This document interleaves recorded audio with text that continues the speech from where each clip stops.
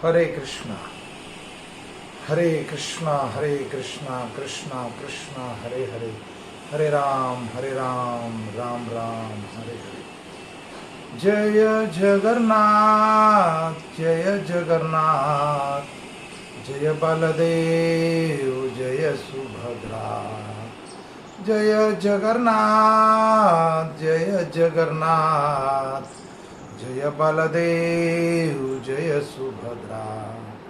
जगन्नाथ स्वामी नयन पथगामी, नयन पथगामी भव तुम्हें। जय जगन्नाथ जय जगन्नाथ, जय जगन्नाथ जय जगन्नाथ। हरे कृष्णा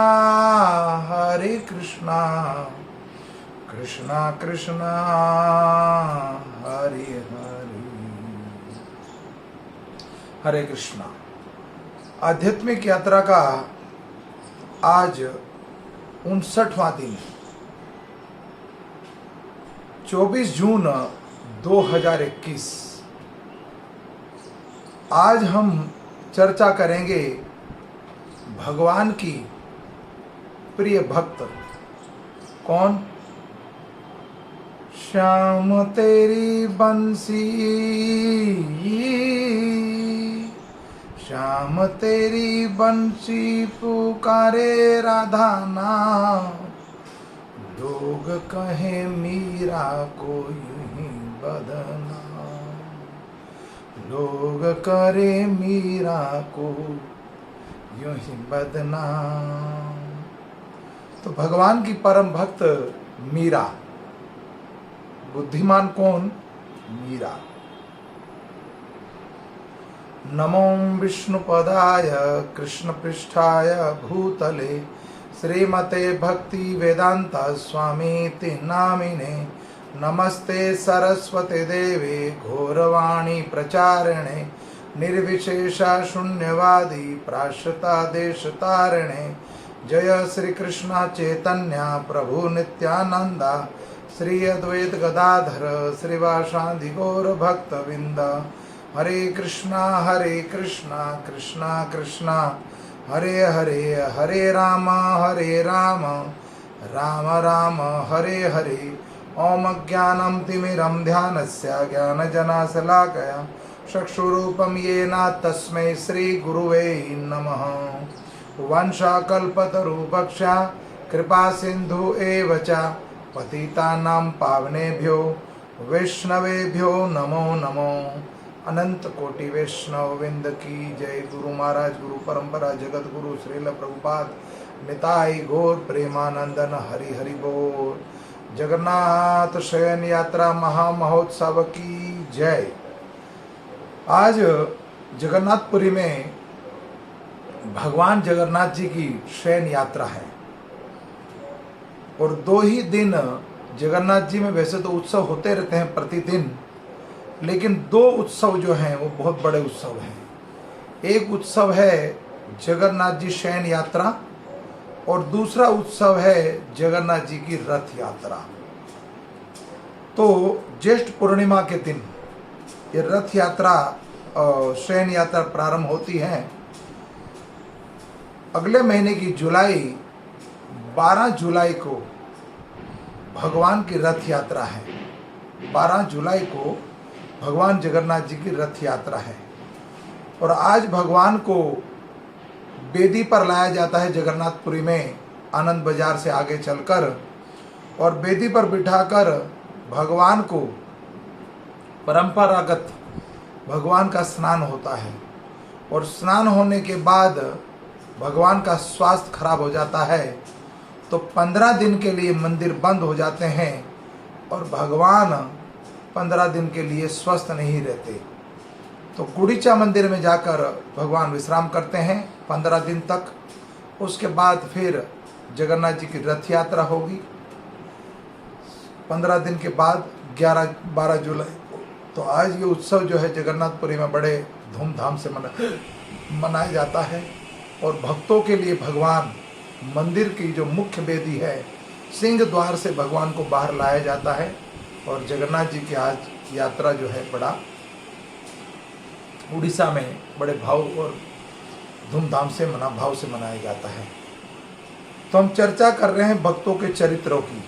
तो आध्यात्मिक यात्रा का जैसे आज 59वें दिन में और भक्त चरित्र का 7वां दिन है।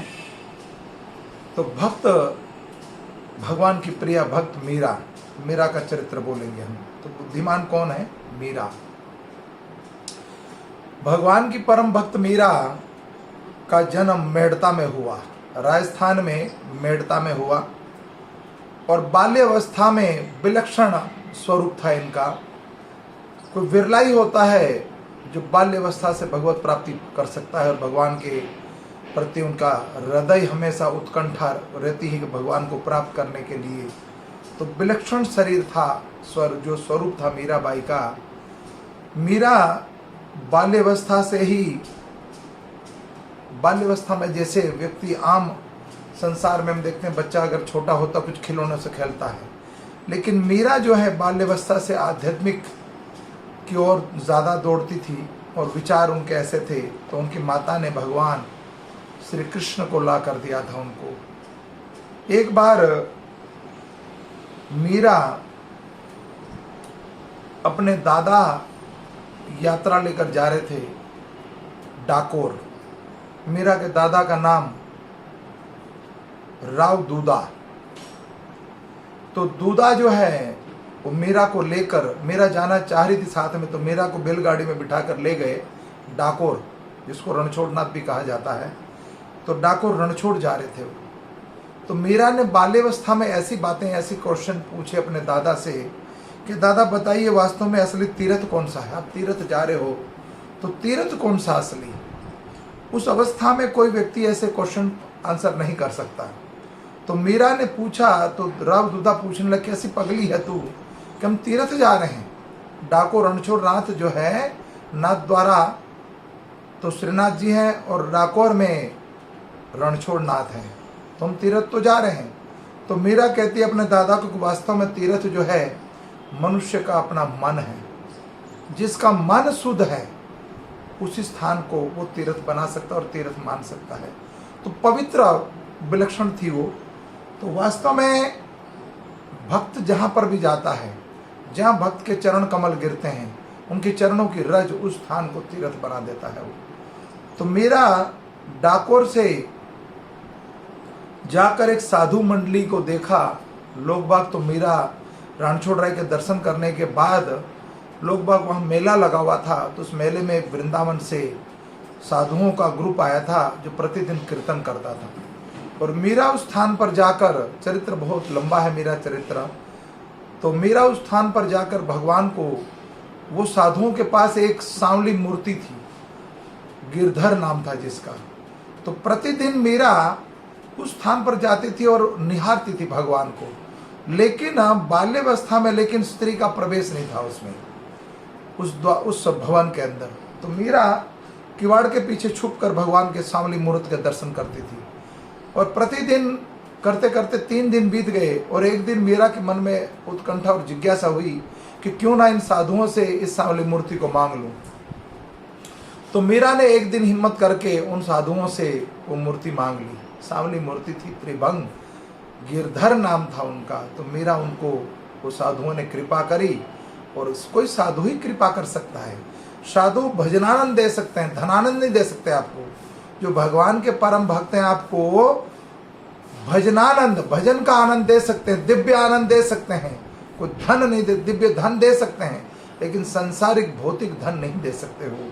अगर आप भजन सुनते, भजन करते हो, कीर्तन करते हो, कथा करते हो और भक्ति करते हो, तो अगर आपके अंदर ये इच्छा है कि कोई भौतिक इच्छा प्राप्त हो जाएगी, भौतिक चीज प्राप्त हो जाएगी, तो भक्ति छोड़ देना। ये संभव नहीं है। भक्ति आपको भौतिक आनंद नहीं दे सकती, दिव्य आनंद दे सकती है, इसको भजनानंद कह सकते हैं। तो साधुओं ने मीरा को गिरधर की सांवली मूर्त दे दी। उस मूर्त को लेकर मीरा मेड़ता वापस आके अपने दादा के साथ, और एक दिन की घटना है, मेड़ता में किसी कन्या का विवाह हो रहा था। तो विवाह में बारात आई और बारात को देखकर मीरा ने खिड़की से झांक कर, झरोखे से झांक कर अपनी माँ से पूछा ये कौन जा रहा है? तो माँ ने उत्तर दिया जिसका विवाह हो रहा है उस बिंदनी का ये बींद है। राजस्थान में कन्या को, दुल्हन को बिंदनी बोलते हैं, तो ये बींद है उनका। तो मीरा ने कहा अपनी माँ से कि मेरा बींद कौन है? तो जब बच्चा बालपन में कोई जिद करता है, कोई हट करता है, तो माता पिता यही देखते हैं उसे किसी तरह से पिंड छुड़ाया जाए। और उसके हाथ में सांवली मूर्त थी भगवान श्री कृष्ण की, त्रिभंग। तो माँ ने बोल दिया तेरी गोद में जो ये काना है, जो गिरधर है, यही तेरा बींद है।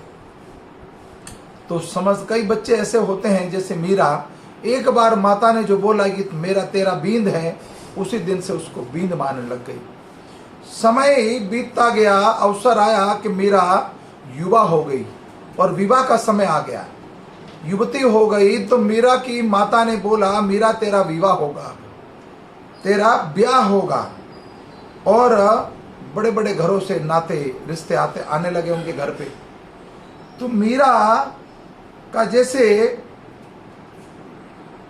का विवाह होने का, ब्याह होने की जब चर्चा होने लग गई और कई जगह से रिश्ते भी आने लग गए, तो मीरा बड़ी दुखी हो गई, खीन हो गया मन उसका। तो सांवली मूर्त को उठाकर अपनी गोद में, जहां पर उनके दादा जो थे वो सारग्राही थे और भक्त परायण थे, तो उनके घर मेड़ता में प्रतिदिन साधुगण, साधु मंडलियां आती थी और भगवान का यशोगान कीर्तन करा करते थे। तो गांव के लोगों के साथ और साधुओं के साथ उनके राव दूदा, उनके दादा बैठे हुए थे। और मीरा ने जाके पूछ लिया, हाथ में सांवली मूर्त है, कि दादाजी अब ये बताइए कि एक बिंदनी के बींद कितने होते हैं? तो दादा ने उत्तर दिया, सभी साधुओं ने मिलकर, क्या ऐसे मूर्खता पूर्वक क्या प्रश्न कर रही हो तुम? बिंदनी का तो एक ही बिंद होता है, तो मेरी माँ मेरा ब्याह क्यों करा रही? मेरा बिंद तो मेरे साथ है। तो ये उत्कंठा बाल्यावस्था से थी।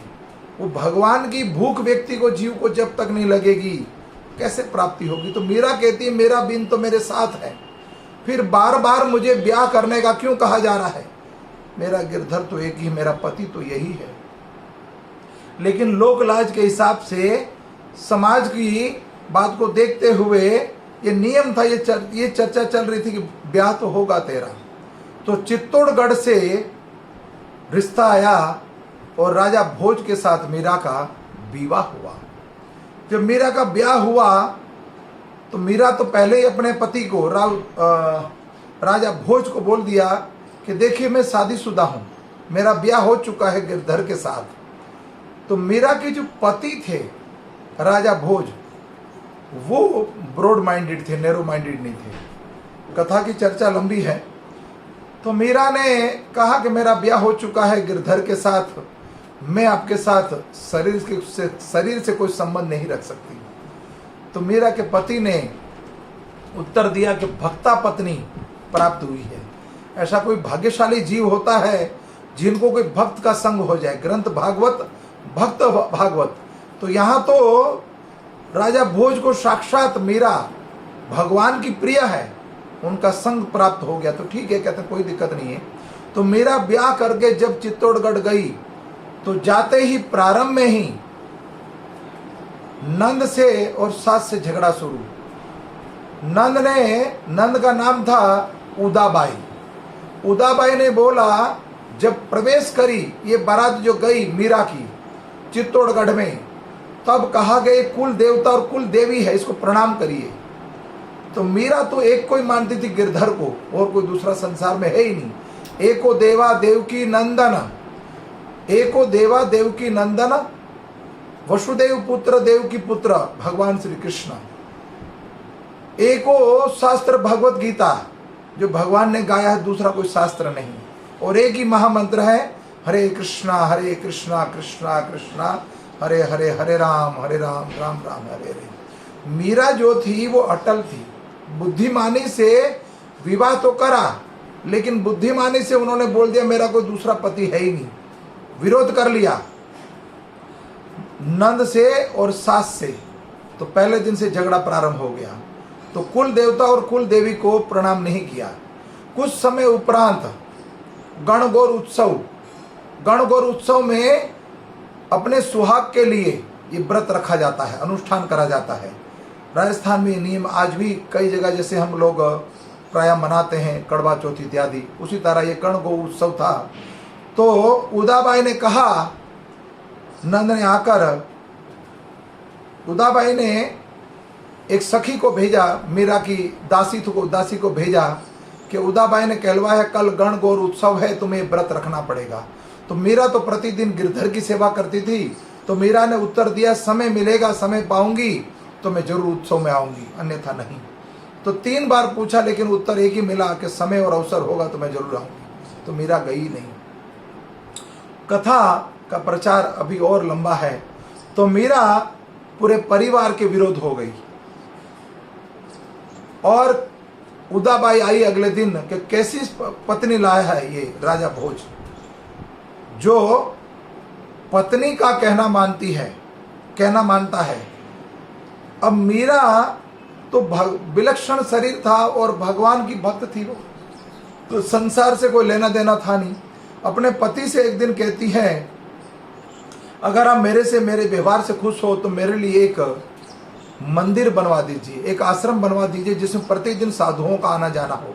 और साधु हमारे घर, हमारे मायके में तो ये आना जाना प्रतिदिन साधुओं का लगा रहता था, भगवान के भक्त आते थे, लेकिन यहाँ तो ये अवसर मिल ही नहीं रहा है। तो मीरा ने कहने पर राजा भोज ने एक मंदिर बनवा दिया, आश्रम बनवा दिया, जिसमें प्रतिदिन साधुगण आते थे। एक दिन की बात है कि मीरा के पास एक दासी खबर लेकर आई कि काशी से कुछ भक्त आए हैं, काशी विश्वनाथ, वहां से कुछ भक्त आए हैं, उसमें परम भक्त थे रविदास जी। तो मीरा दौड़ती हुई गई साधुओं के दर्शन करने के लिए, और दहलीज से जाके मीरा का पैर टकरा गया, चरण टकरा गया। टकराते ही तुरंत मीरा का जो मस्तक है रविदास के चरण में। उसी दिन रविदास जी को अपना गुरु मान लिया और रविदास ने कृपा कर दी। राजपूत परिवार से थी और रविदास जी छोटी जाति से थे, लेकिन भगवान के भक्त, भगवान के प्रचार कोई भी कर सकता है, गुरु कोई भी हो सकता है, लेकिन विलक्षण थे रविदास जी। तो उसी दिन से ये अखंड ज्योत जग गई और मीरा निरंतर भगवान का भजन करती।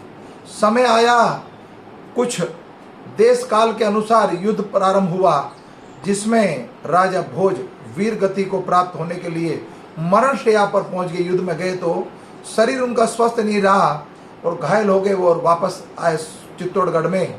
तो मीरा से उनके पति भोजराज कहते हैं कि किसी दिन मैं भी भजन कर सकता, लेकिन मेरी इच्छा है कि मेरे पास तो सामर्थ्य नहीं है, आप तो भगवान की परम भक्त हो, तो एक बार अपने गिरधर के दर्शन करा दो मेरे को। तो मीरा पतिव्रता थी लेकिन भगवान की प्रिय भक्ता भी थी। तो मीरा अपने पति की आज्ञा जो थी उसको सुनकर भगवान से प्रार्थना करी और गिरधर के दर्शन साक्षात करा दिए राजा भोज को। कुछ समय उपरांत राजा भोज का अंतकाल हो गया और शरीर शांत हुआ और वो भगवत धाम चले गए। उसके बाद मीरा के जीवन में और कष्ट बढ़ा। पत्नी जो थी राजा भोज की, उनके ऊपर कष्ट आए इतने कि उदाबाई और उनकी सास बड़ी कठोर थी। और उसके बाद वहां का राज शासन मिला राणा को। राणा भी बड़ा कठोर था, दुष्ट व्यवहार था। तो उदाबाई ने कुछ षड्यंत्र रचे राजा भोज के साथ, राणा के साथ मिलकर, कि मीरा, उदाबाई कहती मीरा किसी पर पुरुष के साथ संबंध रखती है, क्योंकि मीरा के भवन से प्रतिदिन कुछ चर्चा होती है, जो वार्तालाप होती है, उनकी आवाज बाहर तक आता है। तो ये व्यभिचारिणी है, कुछ ना कुछ अलग किसी व्यक्ति से प्रेम करती है ये। तो एक दिन की परीक्षा ली जाए और उनको देखा जाए, उनको दंड दिया जाए।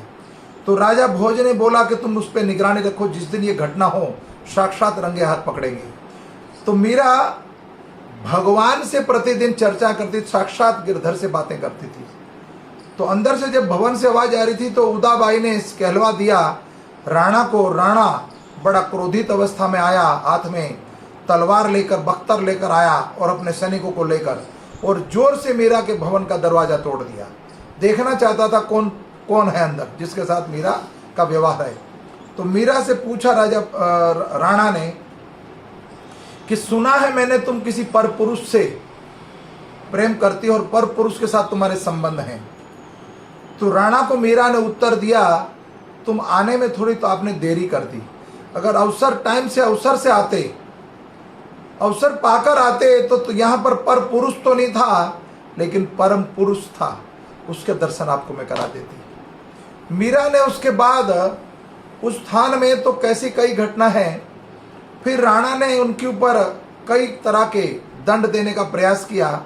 एक दिन मीरा के ऊपर बाघ को छोड़ दिया, शेर को, मीरा को मारने के लिए।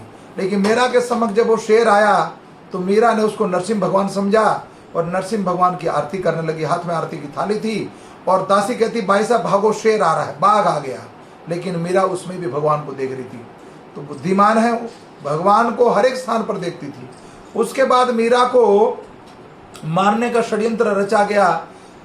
राणा ने और उदाबाई ने मिलकर विषैले नाग का विष निकाला और विष का प्याला भरकर उनके पास भेजा गया और उदाबाई लेकर आई।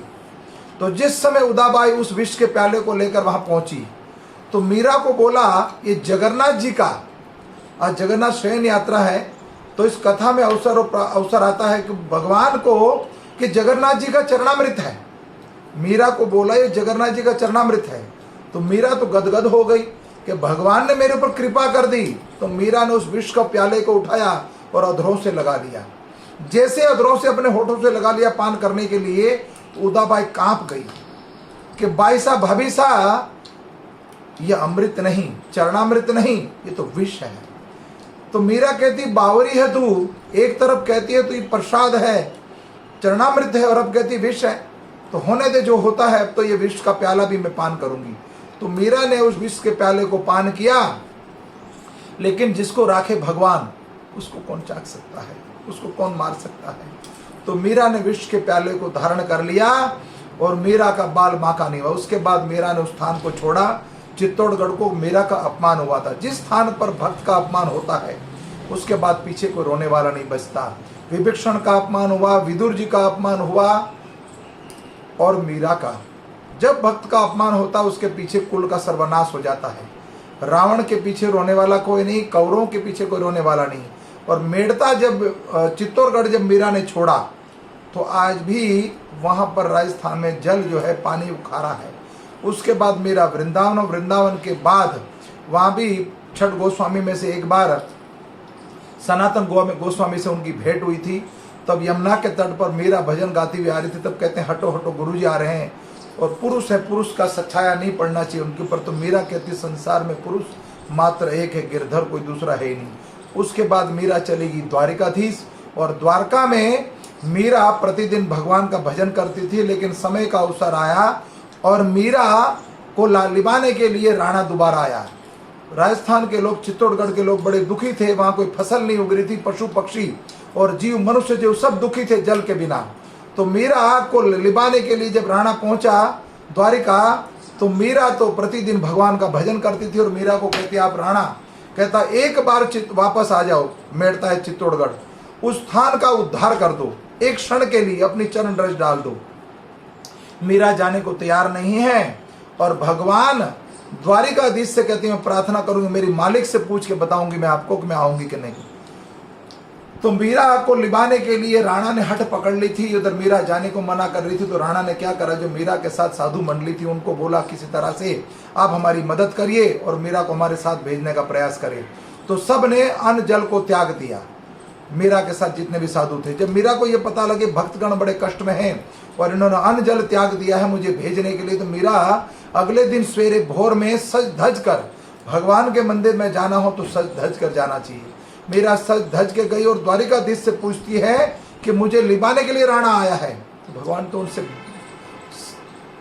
प्रतिदिन साक्षात्कार बातें होती थी। नरसिंह मेहता ने 56 बार, सुदामा ने 54 बार और मीरा ने जीवन में 52 बार साक्षात्कार दर्शन करे हैं। तो मीरा को भगवान द्वारिकाधीश कहते हैं, जाती क्यों नहीं तू? मीरा कहती है मैंने तेरे लिए है त्रिभंग सांवली मूर्ति और बाकी भी द्वारिकाधीश भी सांवले हैं, कि तेरे लिए मैंने मायका छोड़ा, ससुराल छोड़ी, पूरा समाज छोड़ दिया, और तू आज कहता है, तू हंसता है और मैं रो रही हूं। तो भगवान कहते तू जाती क्यों नहीं? लेकिन भगवान ने कृपा करी और मीरा सच धज कर जब भगवान के सामने नाची, खूब नाची मीरा। तो द्वारिकाधीश श्री विक्रम से प्रकट हुए और मीरा को अपने हृदय से लगा लिया, और मीरा ने जो है अपना ये जो मनुष्य देह था वो समर्पण कर दिया भगवान के चरण में, और द्वारिकाधीश के चरण में मीरा का शरीर शांत हुआ और दिव्य शरीर दिव्य लोक को प्राप्त किया। इसी तरह कथा को यहाँ पर अपनी वाणी को विराम देता हूँ। कथा में कोई त्रुटि रह गई हो तो क्षमा चाहता हूँ। कितना ही प्रयास किया संसार वालों ने, लेकिन मीरा ने हठ नहीं छोड़ी, भगवान को नहीं छोड़ा। तो भगवान की परम भक्त थी मीरा, इसलिए बुद्धिमान कौन है? मीरा। भगवान के लिए पति को छोड़ा, मायके को छोड़ा, सास ससुर को, संसार के संबंध, धन दौलत सब छोड़ दिया। सब कुछ होते हुए भी मीरा ने संसार को नहीं छुआ तक भी नहीं। वो पति के साथ भी रही तो वो संबंध मैत्री मित्रों का भाव रहा। तो इसी वाणी को, अपनी कथा को यहीं पर विश्राम कर देता हूँ। कहीं कथा में फिर दोबारा आपसे प्रार्थना करता हूँ, कोई त्रुटि रही हो तो क्षमा कर देना। पुनः आपसे फिर कल मिलेंगे। धन्यवाद। हरे कृष्णा। जगन्नाथ बलदेव सुभद्रा महारानी की जय। मीरा गिरधर भगवान की जय। द्वारिकाधीश भगवान की जय। हरे कृष्णा। धन्यवाद।